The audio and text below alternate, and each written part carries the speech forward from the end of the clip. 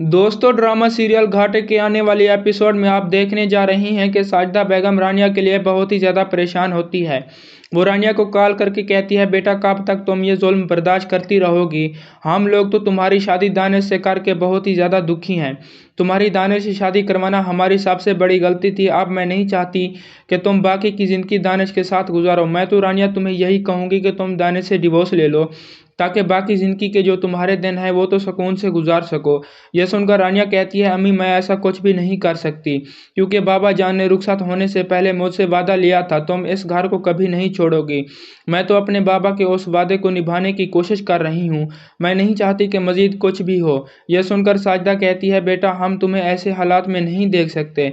मैं नहीं चाहती कि तुम मज़ीद इन लोगों के साथ रहो। मैं तुम्हें अब लेने के लिए आ रही हूँ। यह सुनकर रानिया कहती है, अम्मी आपको साफ साफ बता देना चाहती हूँ, मैं अब उस घर में नहीं आना चाहती। आप मुझे अपने हाल पर छोड़ दें।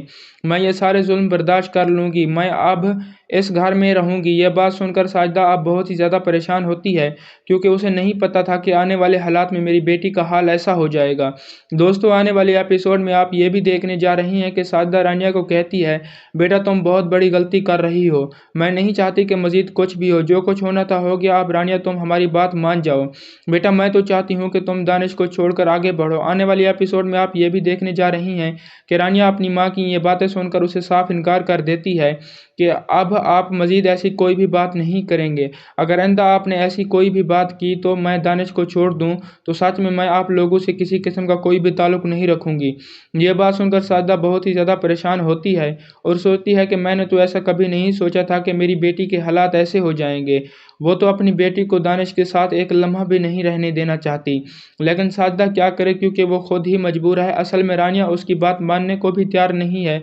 आने वाली एपिसोड में आप ये भी देखने जा रही हैं कि नैला बेगम के पास ना आती है और कहती है, आंटी मैं तो हमज़ा को बार बार अपनाने की कोशिश करती हूँ और वो मुझे बार बार ठुकराने की कोशिश करता है। मैं तो इससे मोहब्बत करती हूँ। मैं नहीं चाहती कि रानिया की वजह से उसकी ज़िंदगी में मज़ीद कुछ भी हो।